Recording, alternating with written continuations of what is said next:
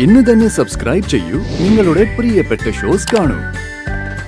അങ്ങനെ പറഞ്ഞ പിന്നെ ഇവിടെ സംഭവിക്കാൻ പോകുന്നത് എന്തൊക്കെയായിരിക്കുമെന്ന് എനിക്ക് ആലോചിക്കാൻ കൂടി പറ്റുന്നില്ല. നന്ദേട്ടൻ എങ്ങനെയെങ്കിലും ഈ സിറ്റുവേഷൻ ഒന്ന് ഹാൻഡിൽ ചെയ്തേ പറ്റൂ. അപ്പോ അർച്ചനയും എന്നെ കൈയൊഴിയാണല്ലേ? സന്ധ്യ എന്താ ഇങ്ങനെ പറയുന്നത്? നന്ദൻ പറയും, പിന്നെ ഞാൻ എന്ത് പറയണം? നന്ദനും അവന്തികയും തമ്മില് ഒരിക്കലും പിരിയരുതെന്ന് അച്ഛൻ ആഗ്രഹിക്കുന്നു.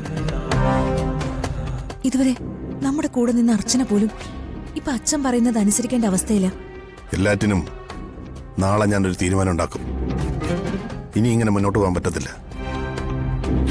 തീരുമാനങ്ങൾ എടുക്കേണ്ട സമയത്ത് അത് ചെയ്യാത്തതിന്റെ വിഷമമാണ് നമ്മളിപ്പോൾ അനുഭവിച്ചുകൊണ്ടിരിക്കുന്നത്. എപ്പോഴെങ്കിലും അവനവന്റെ ഇഷ്ടങ്ങൾക്കനുസരിച്ചൊന്ന് ജീവിക്കാൻ സാധിക്കണ്ടേ മനുഷ്യന്? എന്തൊക്കെ സംഭവിച്ചാലും എല്ലാം തകർന്നടിഞ്ഞാലും നാളെ സന്ധ്യയുടെ ബർത്ത്ഡേ നമ്മൾ ഗംഭീരമായിട്ട് ആഘോഷിക്കും.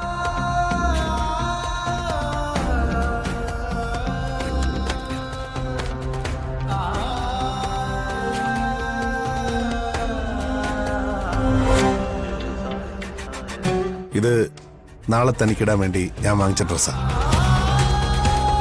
ഞാൻ പേടിക്കണ്ട. എല്ലാ യുദ്ധത്തിനും ശേഷമാണ് സമാധാനം ഉണ്ടാവുന്നത്. ഏത് പുഴയും കലങ്ങി മറിഞ്ഞതിന് ശേഷമാണ് തെളിനീരാവുന്നത്.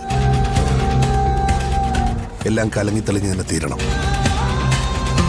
എന്നാലേ സമാധാനമായിട്ട് നമുക്ക് ജീവിക്കാൻ പറ്റൂ. ഇത് വാങ്ങിച്ചോ.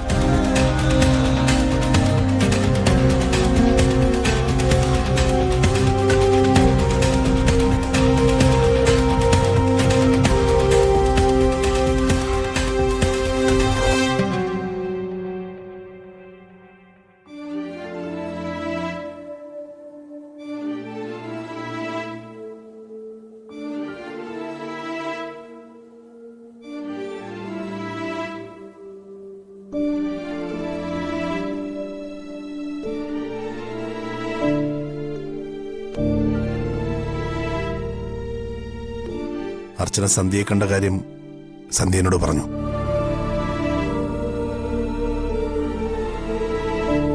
എങ്ങനെയെങ്കിലും നാളത്തെ വെഡിങ് ആനിവേഴ്സറി ഫംഗ്ഷൻ അച്ഛനോട് പറഞ്ഞ് മാറ്റിവെക്കണം. ഇതെന്റെ റിക്വസ്റ്റാണ്. എനിക്കതെങ്ങനെ അച്ഛനോട് പറയാൻ കഴിയും നന്ദേട്ടാ? എനിക്കും താല്പര്യം ഉണ്ടായിട്ടൊന്നും അല്ല ഇതൊക്കെ ചെയ്യുന്നത്. പക്ഷേ അച്ഛന്റെ ആഗ്രഹമല്ലേ. അച്ഛൻ പറയുന്നതിനപ്പുറം ഒന്നും ചെയ്യാൻ എനിക്ക് സാധിക്കില്ല നന്ദേട്ടാ. അത് നന്ദേട്ടന് അറിയാവുന്ന കാര്യമല്ലേ. എനിക്ക് അർച്ചനയോടല്ലാതെ വേറെ ആരോടും ഇത് പറയാൻ പറ്റത്തില്ല. അർച്ചന പറഞ്ഞ അച്ഛൻ കേൾക്കും, അതെനിക്ക് ഉറപ്പാ. അർച്ചനെ ഈ വിഷമഘട്ടത്തിൽ എന്നെ സഹായിച്ചേ പറ്റൂ. അല്ലാതെ എന്നെ സഹായിക്കാൻ വേറെ ആരുമില്ല. അതൊക്കെ ശരിയാണ്. ഈ കുടുംബത്തിന്റെ നന്മയ്ക്ക് വേണ്ടിയുള്ള ഏത് കാര്യവും ഞാൻ പറഞ്ഞ അച്ഛൻ കേൾക്കും. പക്ഷേ ഇതങ്ങനെയാണോ നന്ദേട്ടാ?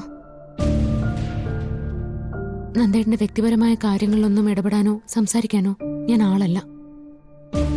നന്ദേട്ടനും അവന്തികേടത്തെയും തമ്മിലുള്ള ബന്ധം വേർപിരിഞ്ഞു പോകുന്നത് അച്ഛൻ സമ്മതിക്കുമെന്ന് തോന്നുന്നുണ്ടോ?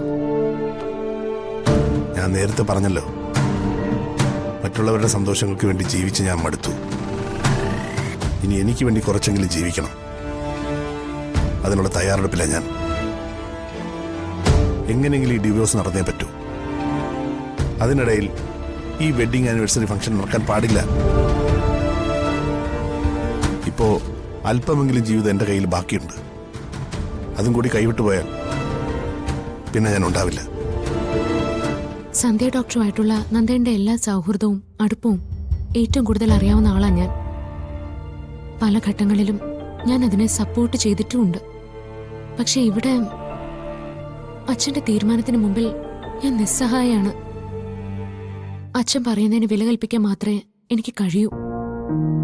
അല്ലെങ്കിൽ ഇക്കാര്യം നന്ദേട്ടൻ തന്നെ അച്ഛനോട് പറയേണ്ടി വരും. അങ്ങനെ പറഞ്ഞാ പിന്നെ ഇവിടെ സംഭവിക്കാൻ പോകുന്നത് എന്തൊക്കെയായിരിക്കുമെന്ന് എനിക്ക് ആലോചിക്കാൻ കൂടി പറ്റുന്നില്ല. നന്ദേട്ടൻ എങ്ങനെയെങ്കിലും ഈ സിറ്റുവേഷൻ ഒന്ന് ഹാൻഡിൽ ചെയ്തേ പറ്റൂ. അപ്പോ അർച്ചനയും എന്നെ കൈയൊഴിയാണല്ലേ? ഞാൻ നന്ദേട്ടനെ കൈയൊഴിയൊന്നുമല്ല.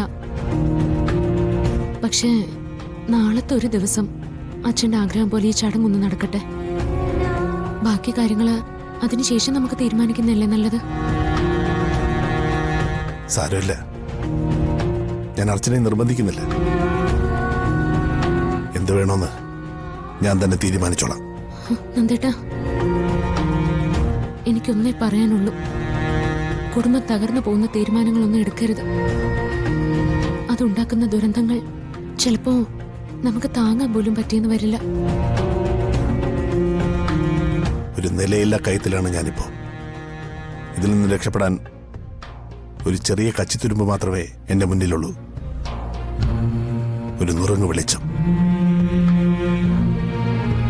എന്റെ ജീവിതത്തിൽ അവസാനത്തേതാണെന്ന് എനിക്കറിയാം. അത് കൈവിടാൻ ഞാൻ ദൈവമൊന്നുമല്ല, ഒരു മനുഷ്യനാ, പച്ചയായ മനുഷ്യൻ.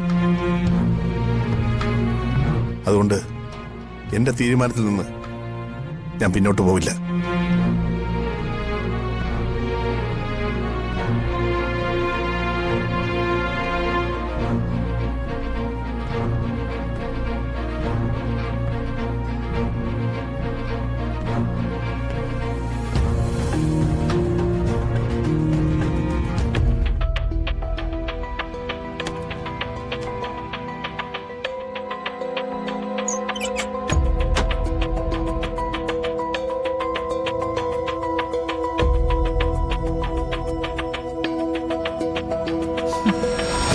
ഈ വെഡിങ് ആനിവേഴ്സറി ഗിഫ്റ്റ് ഞാൻ അയാൾക്ക് കൊടുക്കാൻ തീരുമാനിച്ചത് അയാളോടുള്ള സ്നേഹം കൊണ്ടോ ആത്മാർത്ഥത കൊണ്ടോ അല്ല, വെറും ഡ്രാമ. എന്റെ കയ്യിൽ നിന്ന് ഇങ്ങനൊരു ഗിഫ്റ്റ് അയാൾ ഒട്ടും പ്രതീക്ഷിക്കില്ല. അങ്ങനൊരു സിറ്റുവേഷനിൽ ഞാൻ ഇത് കൊടുത്താൽ അയാളുടെ പ്രതികരണം എന്തായിരിക്കും?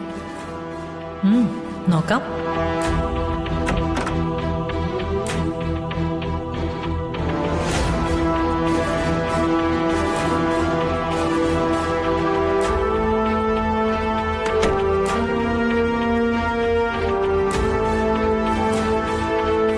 ഒന്നിന്നേ, എനിക്കൊരു കാര്യം പറയാനുണ്ട്.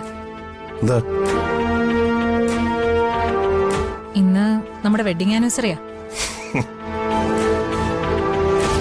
നിങ്ങൾക്കിത് കേൾക്കുമ്പോ പുച്ഛമാണെന്ന് എനിക്കറിയാം. ഒരു ഭാര്യ എന്ന നിലയിൽ എനിക്ക് ചില കടമകളൊക്കെ ഉണ്ടല്ലോ.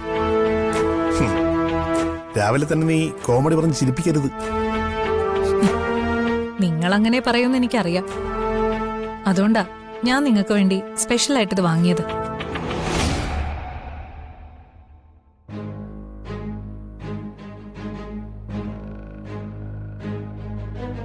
എന്താ ഇത്? വെഡിങ് ആനിവേഴ്സറി ഡേയിൽ ഭാര്യ ഭർത്താവിന് കൊടുക്കുന്ന സമ്മാനം. ഇത് ഞാൻ തന്നെ സെലക്ട് ചെയ്ത് ഓർഡർ ചെയ്തതാ. ഒരു മുണ്ട് ഷർട്ടുവാ. ഇത് ധരിച്ചുകൊണ്ട് എൻ്റെ കൂടെ അമ്പലത്തിൽ വരണം. ഓ, അത് ശരി. അപ്പൊ ഇതിനാണ് കുറച്ചു നേരമായിട്ട് ഇവിടേക്ക് ഇങ്ങനെ കറങ്ങി തിരിഞ്ഞു നിന്നത് അല്ലേ?